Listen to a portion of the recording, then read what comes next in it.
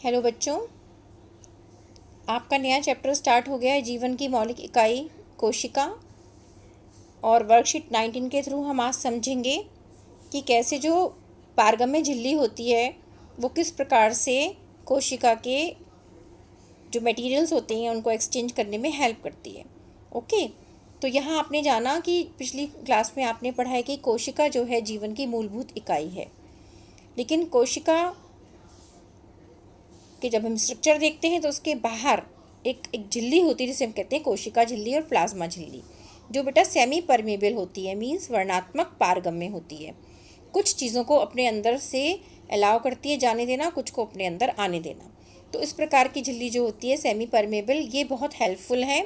इसको हम अब पढ़ते हैं आगे कि कोशिका की सबसे भारी परत जो होती है वर्णात्मक पारगम्य झिल्ली, जरूरी पदार्थों जैसे ऑक्सीजन, कार्बन डाइऑक्साइड, पोषक तत्व, जल इत्यादि दो प्रक्रियाएं होती हैं बेटा, विसरण मीन्स डिफ्यूजन और परासरण मीन्स ऑस्मोसिस।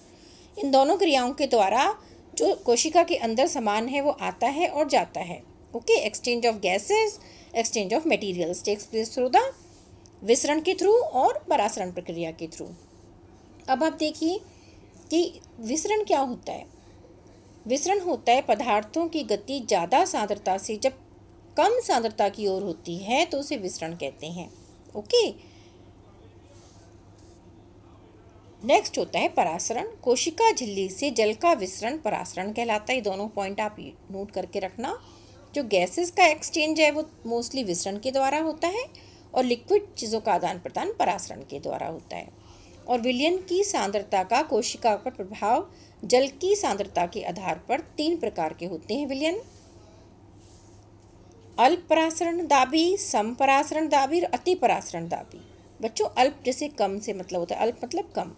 तो विलयन में कोशिका की अपेक्षा ज़्यादा जल, जो विलयन आपने रखा, जिस विलयन में आपने कोई कोशिका डुबोई, उस कोशिका के अंदर जो सांद्रता है जल की वो कम है और विलयन में ज़्यादा है, तो वो क्या अल्प परासरण। ठीक है, तो उसमें क्या कोशिका जो है वो फूलने लगेगी, स्वेल कर जाएगी।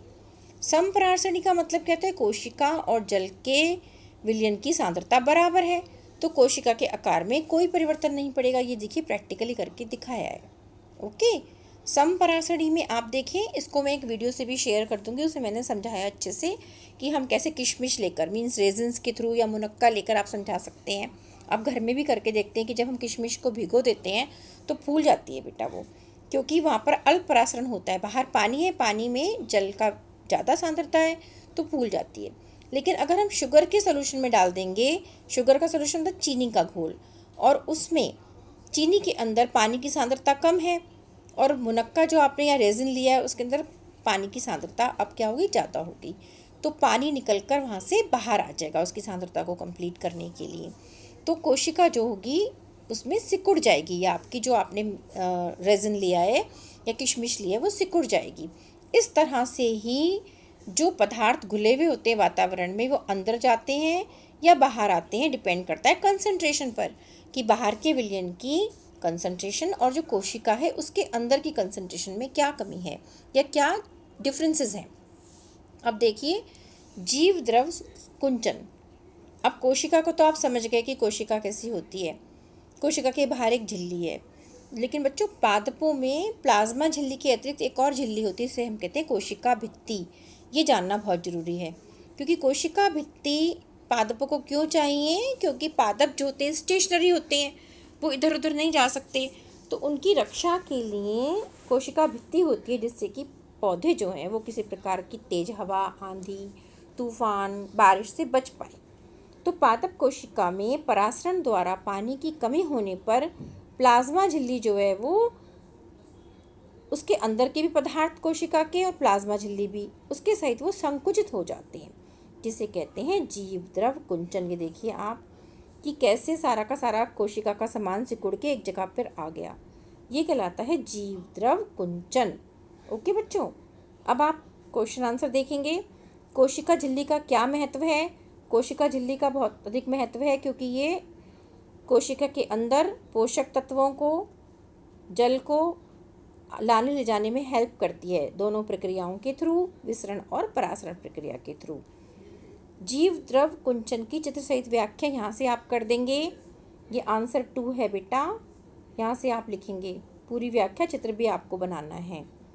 फिर देखिए कोशिका का कौन सा भाग पारगम्य होता है। तो कोशिका की जो कोशिका झिल्ली होती है वो पारगम्य होती है, उसे हम वर्णात्मक पारगम्य झिल्ली कहते हैं। आंसर 3 भी आपको मिल गया।